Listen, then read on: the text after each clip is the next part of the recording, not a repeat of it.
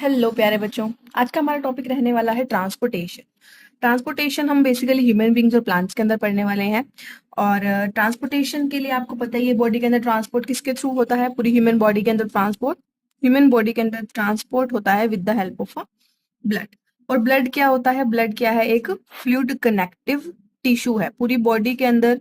जो भी बॉडी के अंदर का पानी होता है ना, उसे हम क्या नाम देते हैं? उसे हम फ्लूइड का नाम देते हैं। मतलब बेसिकली जो बॉडी के अंदर पानी है उसे हम फ्लूइड बोलते हैं। तो ब्लड क्या है? वो बेसिकली एक फ्लूइड है जो कि एक तरह का कनेक्टिव टिश्यू है, कनेक्ट करता है ऑर्गन्स को। ब्लड के अंदर क्या प्रेजेंट होता है? ब्लड के अंदर प्लाज्मा प्रेजेंट होता है। ये प्लाज्मा किसके लिए रिस्पॉन्सिबल होता है? जितनी भी गैशियस एक्सचेंज है उसके लिए। उसके बाद नाइट्रेट्स, नाइट्राइट्स, जो भी चीजें होती हैं वो सभी कहाँ प्रेजेंट होती हैं? प्लाज्मा के अंदर प्रेजेंट होते हैं, which is in the blood.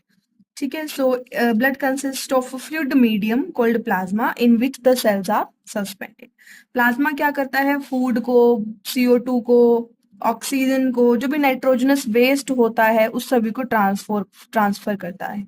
तो अब ये फ्लूइड की फॉर्म में है, तो कैसे फॉर्म में है ये? This plasma is in the dissolved form. मतलब इसके जो भी कंपोनेंट्स हैं वो इसके अंदर डिसोल्व्ड फॉर्म में प्रेजेंट है। जैसे पानी के अंदर नमक शक्कर वगैरह घुल जाती है ना, वैसे ही सभी जो भी कंपोनेंट्स होते हैं वो प्लाज्मा के अंदर डिसोल्व हो जाते हैं। ठीक है। तो यही बेसिकली इसका काम होता है। तो pump the blood around body. Body के अंदर अब हमें ब्लड को पंप करना है पूरी बॉडी के अंदर, तो हमें बहुत सारी नेटवर्क चाहिए होता है। एक ही ट्यूब से तो काम नहीं चलेगा ना। नेटवर्क ऑफ ट्यूब्स हमें रिक्वायर्ड होती हैं ब्लड को पंप करने के लिए, ताकि जो भी ब्लड है वो सभी टिश्यूज में पहुंच सके। हमारा पर्पस क्या है? सभी टिश्यूज के अंदर पहुंचाना। सभी सेल्स के अंदर हम चाहते हैं ब्लड उनको मिले। और अगर कोई भी सेल्स के अंदर डैमेज वगैरह हो रहा है तो उसको भी रिपेयर किया जा सके। ये हमारा मेन पर्पस है, through which we are for which we are doing all this function. तो इसके लिए ट्रांसपोर्टेशन में हम सबसे पहले पढ़ेंगे हार्ट के बारे में। हार्ट के थ्रू ही सारा ट्रांसपोर्ट जो है वो होता है ना, तो हम इसमें पढ़ेंगे हार्ट के बारे में। हार्ट किस तरह से ट्रांसपोर्ट में हेल्प करता है। हार्ट के अंदर आप सभी को पता ही है कितने चैम्बर्स प्रेजेंट होते हैं। हार्ट के अंदर 4 चैम्बर्स होते हैं। 4 chambers are present in the heart. इसमें क्या होता है? 4 चैम्बर्स किस लिए प्रेजेंट है? क्योंकि हमें पता है हार्ट के अंदर 2 तरह का ब्लड होता है। एक होता है ऑक्सीजनेटेड ब्लड और एक होता है डीऑक्सीजनेटेड ब्लड। जो ऑक्सीजनेटेड ब्लड होता है वो कैसा होता है? जिसमें ऑक्सीजन प्रेजेंट होती है, ऑक्सीजन रिच ब्लड होता है। और डीऑक्सीजनेटेड ब्लड कैसा होता है? Carbon dioxide rich. मतलब जिसके अंदर कार्बन डाइऑक्साइड यानी कि CO2 प्रेजेंट होती है। ठीक है। बेसिकली ये कैसा ब्लड हुआ? ये हुआ प्योर ब्लड। और ये इम्प्योर, क्योंकि अब इसके अंदर कैसे क्या आ चुकी हैं? इम्प्योरिटीज आ चुकी हैं। तो हार्ट जो है, इन दोनों ब्लड की मिक्सिंग ना हो इसको प्रिवेंट करने के लिए ही जो ह्यूमन बॉडी होती है और भी बहुत सारे ऑर्गेनिजम्स हैं, उनके अंदर जो हार्ट होता है वो 4 चैम्बर्स में डिवाइडेड होता है। अब हार्ट जो है वो लंग्स से भी कनेक्टेड होता है। जो हमारा हार्ट होता है वो लंग्स से भी कनेक्टेड होता है। लंग्स क्या करते हैं? ऑक्सीजन रिच ब्लड को सप्लाई करते हैं हार्ट को, और फर्दर हार्ट जो है वो क्या करता है? ब्लड सप्लाई करता है टू द लंग्स। अब हम थोड़ा सा हार्ट के डायग्राम के बारे में देख लेते हैं। तो हार्ट के डायग्राम में क्या होता है, आप इसको सिंपल फॉर्म में हम इसको पढ़ेंगे। तो आप इसको ऐसे मैं एक रफ डायग्राम बना रही हूँ, उसके थ्रू आप इसको इमेजिन करके देखो। ठीक है। इस तरह से आप 4 चैम्बर्स को कंसीडर करो। अब ये क्या हो जाएगी? ये हो जाएगी आपके पास right left side, right side sorry. और जो दूसरे वाली साइड हो जाएगी वो हो जाएगी लेफ्ट साइड। ठीक है। तो इसे मैं कंसीडर कर रही हूँ, ये क्या होगा मेरा? राइट एट्रियम हो गया, ये हो गया लेफ्ट एट्रियम, ये हो गया राइट वेंट्रिकल और ये हो गया लेफ्ट वेंट्रिकल। यहाँ पर R और L राइट और लेफ्ट के लिए यूज किए जा रहे हैं। A वर्ड है एट्रियम के लिए और V वर्ड है वेंट्रिकल के लिए। ठीक है। तो ये जहां पर भी शॉर्ट फॉर्म लिखी होगी आप इसको समझ जाना। तो this is your right atrium, this is the left atrium, this is right ventricle and this is left ventricle. तो इसमें बेसिकली होता क्या है? जो लंग्स हैं, लंग्स के अंदर क्या प्रेजेंट है? ऑक्सीजन का एक्सचेंज हो सकता है, गैशियस एक्सचेंज होता है लंग्स के अंदर। ऑक्सीजन जो है वो इनसाइड द बॉडी एंटर करती है और CO2 जो है वो आउटसाइड द बॉडी एग्जिट करती है। तो लंग्स के अंदर क्या होता है? ऑक्सीजन प्रेजेंट है, लंग्स के अंदर क्या प्रेजेंट है, ऑक्सीजन प्रेजेंट है, तो वो क्या करती है, ब्लड के साथ मिक्स हो जाती है और उसे कैसा ब्लड बना देती है, ऑक्सीजनेटेड ब्लड। यानी कि जो लंग्स हैं वो ऑक्सीजन रिच ब्लड सप्लाई करते हैं। अब किसको सप्लाई करते हैं, they supply to the left atrium of the heart. मतलब कि जो ऑक्सीजनेटेड ब्लड है, ऑक्सीजनेटेड ब्लड उसको कहाँ सप्लाई कर रहे हैं, to the left atrium. Left atrium में सप्लाई कर दिया। अब जब ब्लड सप्लाई हो रहा है तो जो ये लेफ्ट एट्रियम है ये रिलैक्स हो जाएगा। जब ये ब्लड को कलेक्ट करा, कैसा हो गया, ये रिलैक्स हो जाएगा। ठीक है। अब यहाँ पर कुछ वॉल्व्स प्रेजेंट होते हैं जो इंश्योर करते हैं कि ब्लड जो है वो रिवर्स मोड में ना चला जाए। तो ऑक्सीजनेटेड ब्लड आया, कहाँ चला गया, लेफ्ट एट्रियम में चला गया। यहाँ की जो मसल्स हैं वो रिलैक्स हो जाएंगी। इसके बाद कॉन्ट्रैक्ट होगी जब ब्लड यहाँ से पैसेज से निकलेगा और कहाँ जाएगा, लेफ्ट वेंट्रिकल के अंदर। अब क्या हो गया, कॉन्ट्रैक्शन हो गया इसके अंदर, लेफ्ट एट्रियम के अंदर अब कॉन्ट्रैक्शन होगा और जो ब्लड है वो मूव करेगा to the left ventricle. Left ventricle क्या करेगा, एक्सपैंड हो जाएगा। Left ventricle expand when it receives blood. जब ये ब्लड रिसीव करेगा from the left atrium it will expand. ठीक है। अब लेफ्ट वेंट्रिकल से ब्लड पंप होगा आउट टू द बॉडी। मतलब यहां से जब जो ब्लड है वो कहाँ जाएगा, टू द बॉडी। यानी कि जितने भी सेल्स हैं, टिश्यूज हैं, उनमें अब ये ब्लड जो है सप्लाई किया जाएगा। इसके बाद अब बॉडी से क्या आएगा, डीऑक्सीजनेटेड ब्लड आएगा। बॉडी से क्या आएगा, डीऑक्सीजनेटेड ब्लड। अब सारी जगह सप्लाई हो रहा है, वहां से प्योर ब्लड हमने सप्लाई किया है, डीऑक्सीजनेटेड ब्लड जो है वो वहां से रिसीव किया जाएगा। अब डीऑक्सीजनेटेड ब्लड जो है वो बॉडी से आएगा, कहाँ आएगा, to the upper part of the right atrium. Right atrium के जो कि अपर पार्ट है चैम्बर का, वहां पर ये ब्लड आएगा। अब ये एक्सपैंड हो जाएगा। उसके बाद राइट एट्रियम से ब्लड मूव करेगा टू द राइट वेंट्रिकल और ब्लड जो है वो राइट वेंट्रिकल में ट्रांसफर हो जाएगा। इसके बाद ये ब्लड कहाँ ट्रांसफर होगा, इसके बाद ये ब्लड जाएगा टू द लंग्स, क्योंकि अब ये इम्प्योर ब्लड है ना। This blood will move to the lungs part, इधर जाएगा ये, लंग्स के अंदर जाएगा ये ब्लड। अब लंग्स में जाकर क्या आएगा, अब ये कौन सा ब्लड गया है, यहाँ पर CO2 लिख देती हूँ मैं, इसे आपको समझ आ जाएगा, डीऑक्सीजनेटेड ब्लड है। तो डीऑक्सीजनेटेड ब्लड अब ट्रांसफर किया गया है लंग्स में। और अब लंग्स में जाकर, लंग्स में क्या होगा, इसका प्योरिफिकेशन होगा, क्योंकि CO2 है ना, तो CO2 एक्सहेल हो जाएगी, ऑक्सीजन इनहेल होगी। यहाँ से हमें दोबारा से क्या मिलेगा, ऑक्सीजनेटेड ब्लड मिलेगा, यानी कि ऑक्सीजन रिच ब्लड मिलेगा, यानी कि हमें प्योर ब्लड मिलेगा। ठीक है। अब जो राइट वेंट्रिकल की कुछ बातें ध्यान रखने की है कि राइट वेंट्रिकल जो है उसकी वॉल्स जो है वो काफी मस्कुलर होती हैं, ताकि वो सभी ऑर्गन्स तक ब्लड को पंप कर सके, सभी ऑर्गन्स तक ब्लड को पंप कर सके। और जो वोल्व्स होती हैं, यहाँ पर ये जो वोल्व्स लगी हुई हैं, ये इंश्योर करते हैं कि जो जब ये एट्रियम और वेंट्रिकल कॉन्ट्रैक्ट हो रहे हैं तो ब्लड जो है वो रिवर्स ना चला जाए। ठीक है। तो ये पूरा का पूरा आपका प्रोसीजर हो जाएगा। इसमें पूरा प्रोसीजर देखो कैसे चल रहा है। सबसे पहले लंग्स से स्टार्ट करते हैं, वहीं पर गैसियस एक्सचेंज होता है। तो लंग्स से ऑक्सीजनेटेड ब्लड आता है, वो मूव करता है तो left atrium, then left ventricle. वहां से पूरी बॉडी में हर सेल्स को जो ब्लड है वो सप्लाई होता है, प्योर ब्लड। वहां से जो भी वेस्ट वगैरह होता है उसको ब्लड ट्रांसपोर्ट करता है वापस से to the right atrium, then to the left right ventricle. उसके बाद राइट साइड से वो ब्लड जाएगा, impure blood, to the lungs. और लंग्स में जाकर फिर वो वापस से कन्वर्ट हो जाएगा deoxygenated blood to the oxygenated blood, और फिर पूरा साइकिल जो है वो ऐसे ही चलता रहेगा। इसको और अच्छे से समझने के लिए आप इस डायग्राम को देख सकते हो। लंग्स से जहां पर गैसियस एक्सचेंज होगा वहां से क्या होगा, ऑक्सीजनेटेड ब्लड मूव करेगा टू द हार्ट, हार्ट से मूव करेगा टू द बॉडी, बॉडी से मूव करेगा वापस से जो इम्प्योर ब्लड होगा, डीऑक्सीजनेटेड ब्लड, वो मूव करेगा हार्ट में, और हार्ट से वापस से लंग्स में फॉर द प्योरिफिकेशन। ठीक है। तो यही पूरा प्रोसेस होता है। इसमें आप हार्ट को अलग अलग चैम्बर से डिफाइन कर दोगे। अब ये इसमें क्या हो रहा है, देखो ब्लड जो है वो हार्ट से दो बार जा रहा है, एक बार ऑक्सीजनेटेड, एक बार डीऑक्सीजनेटेड। एक साइकिल को कंप्लीट करने के लिए ब्लड जो है वो हार्ट से दो बार मूव कर रहा है। इसी प्रोसेस को हम बोलते हैं डबल सर्कुलेशन। इसी प्रोसेस को हम बोलते हैं डबल सर्कुलेशन ऑफ ब्लड। ठीक है। एक बार जो है ऑक्सीजनेटेड ब्लड मूव कर रहा है, एक बार डीऑक्सीजनेटेड ब्लड मूव कर रहा है। ठीक है।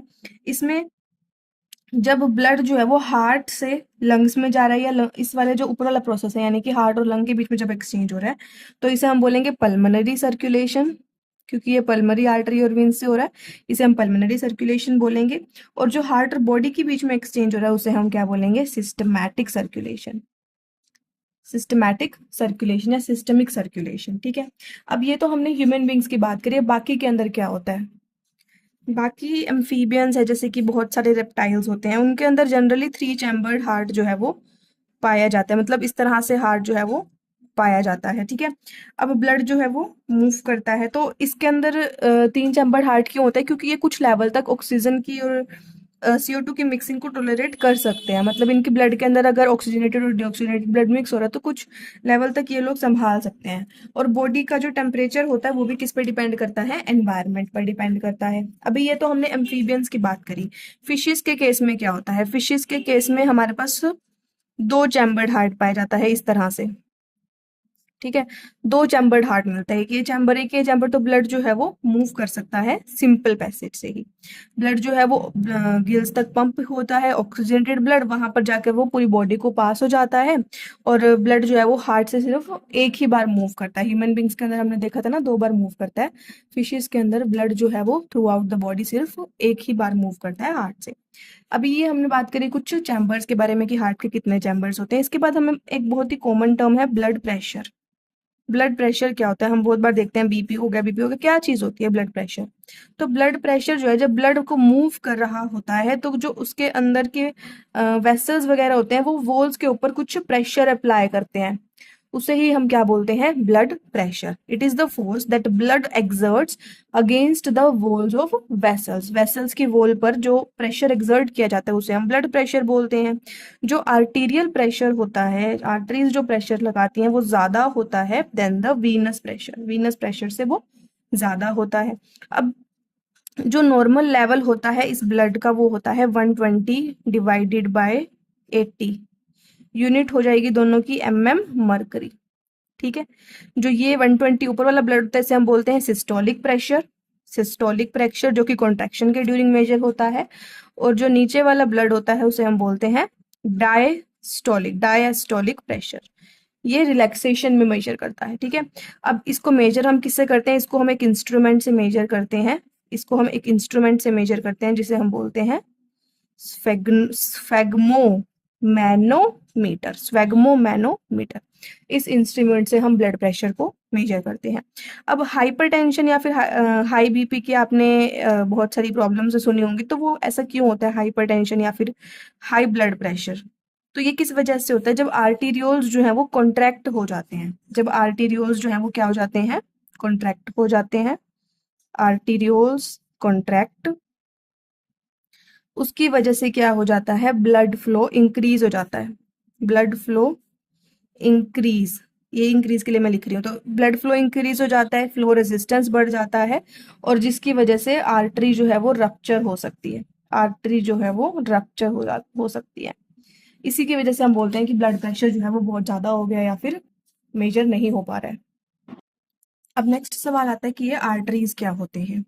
तो बच्चों आर्टरीज जो है वो ऐसे वेसल्स होते हैं जो कि ब्लड को अवे कैरी करते हैं। देखो आर्टरीज इज फॉर ए, तो ये ब्लड को अवे कैरी करते हैं फ्रॉम हार्ट। हार्ट से दूर कैरी करते हैं ये carry blood away from the heart. और कहाँ कैरी करेंगे? To the various organs. सभी ऑर्गन्स के अंदर ये ब्लड को कैरी करेंगे। हार्ट से दूर बेसिकली जो कैरी करेंगे उन्हें हम आर्टरीज बोलते हैं। Blood energy from blood emerge from heart under high pressure. Arteries have thick elastic walls. इनकी वॉल्स कैसी होती हैं? थिक होती हैं, इलास्टिक होती हैं, और ये बहुत हाई प्रेशर में ब्लड को कैरी करते हैं। आर्टरीज जब ऑर्गन तक पहुंच जाती हैं तो डिवाइड कर जाती हैं कैपिलरीज के अंदर। ऑर्गन्स के अंदर क्या होते हैं? आर्टरीज जो होती हैं वो कैपिलरीज में डिवाइड हो जाती हैं। आर्टरीज डिवाइड इनटू कैपिलरीज, और फिर उसके बाद कैपिलरीज क्या करती हैं? सेल्स के साथ एक्सचेंज करती हैं। इसके बाद ये जो कैपिलरीज होती हैं ये जाके वेन्स को ज्वाइन करती हैं, जो कि वापस से ब्लड को कन्वे करती है from the organ to the tissues. जो टिश्यूज तक वापस से ब्लड को कन्वे करते हैं, लेकर जाते हैं। ये हमने पढ़ा आर्टरीज के बारे में, ठीक है। ब्लड को अवे कैरी करते हैं from the heart to the various organs, छोटे छोटे पार्ट्स में डिवाइड हो जाते हैं जिसे हम कैपिलरीज बोलते हैं, जो आगे जाके वेन्स को मीट करते हैं, और फिर ये वापस से ब्लड को कहाँ ट्रांसफर करते हैं? To the tissues. थिक और इलास्टिक वॉल्स होती हैं, बहुत ही हाई प्रेशर के अंदर ब्लड जो है यहाँ पर से फ्लो होता है। इसके बाद हमारे पास नेक्स्ट बात आती है वीन्स की। वीन्स क्या होता है? अब वीन्स जो है वो क्या करते हैं, कलेक्ट करते हैं ब्लड को। आर्टरीज अवे लेकर जा रहे थे, ये कलेक्ट करते हैं ब्लड को फ्रॉम डिफरेंट ऑर्गन्स। कहाँ से कलेक्ट कर रहे हैं? ऑर्गन्स से कलेक्ट कर रहे हैं, और वापस इसको कहाँ लेकर जाएंगे? To the heart. हार्ट तक इसको कलेक्ट करके लेके जाएंगे। ऑर्गन्स से ब्लड को कलेक्ट करेंगे और कहाँ लेके जाएंगे? To the heart. हार्ट में लेके जाएंगे। इसके अंदर no thick walls are present. इसके अंदर जो वॉल्स होती हैं वो थिक नहीं होती है। नो थिक वॉल्स प्रेजेंट, क्योंकि ब्लड जो है वो हाई प्रेशर में नहीं रहा, वो डीऑक्सीजनेटेड ब्लड है ना। अब वो हाई प्रेशर में नहीं रहा तो कोई उसकी जरूरत नहीं है। ये था वीन्स के बारे में। अब आता है तीसरी बात, प्लेटलेट्स। प्लेटलेट्स क्या होते हैं? प्लेटलेट्स जो हैं वो भी क्या करते हैं, हमारी बॉडी के अंदर जो प्लेटलेट्स होते हैं वो ब्लड को कोएगुलेट कर नहीं होने देते हैं, मतलब ब्लड को बॉडी के बाहर नहीं फ्लो होने देते, ठीक है। सो ये क्या करते हैं, दीज सर्कुलेट अराउंड बॉडी मतलब बॉडी के अंदर ही ये सर्कुलेट करते हैं, और जहां पर भी इंजरी हुई होती है, मतलब जो भी इंजर्ड पार्ट होते हैं वहां पर ये कलेक्ट हो जाते हैं और एक ब्लड का क्लोट बना देते हैं। उस पॉइंट पे ब्लड का क्लोट फॉर्म कर देते हैं ये, ताकि ब्लड जो है वो बॉडी के बाहर ना लीक हो, ब्लड का क्लोट फॉर्म कर देते हैं, ठीक है। ये बात हमने पढ़ी प्लेटलेट्स के बारे में। अब एक इंपॉर्टेंट पार्ट है और लिम्फ। लिम्फ क्या होता है? बेसिकली जो बॉडी को फ्लूइड, बॉडी के अंदर जो पानी की अमाउंट हो रही है ना, उसी को हम लिम्फ के नाम से पढ़ रहे हैं।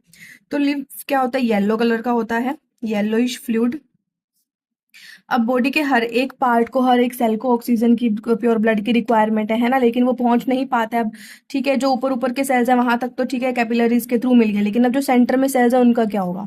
तो यहाँ तक इस ऑक्सीजन को पहुंचाने की रिक्वायरमेंट जो है उसको कौन फुलफिल करेगा? लिम्फ फुलफिल करेगा। ये क्या करता है कि जो इंटरनल स्पेस ब्लड कैपिलरीज से बच गए हैं उनको ये फ्लूइड प्रोवाइड करता है। इसके अंदर क्या प्रेजेंट होते हैं? It contains protein less than blood. Protein तो होता है लेकिन ब्लड जितना नहीं होता, प्रोटीन सप्लाई करता है ये।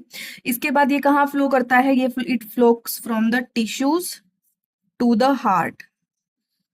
टिश्यूज से हार्ट में ब्लड फ्लो करता है। इससे क्या होता है, जो भी डर्म्स वगैरह होते हैं वो डिस्ट्रॉय हो जाते हैं।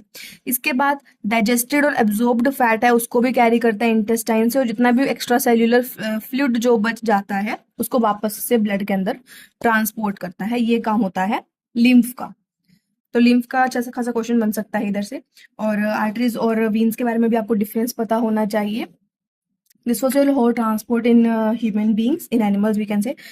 स्टिल अगर इसमें आपको कोई भी डाउट है तो आप मुझे कमेंट करके पूछ सकते हैं। एंड अगर अभी तक आपने चैनल को सब्सक्राइब नहीं किया है तो फटाफट से जाके चैनल को सब्सक्राइब कर लीजिए। I hope you like the video, and if you like the video don't forget to like, share and subscribe my channel. Thanks for watching.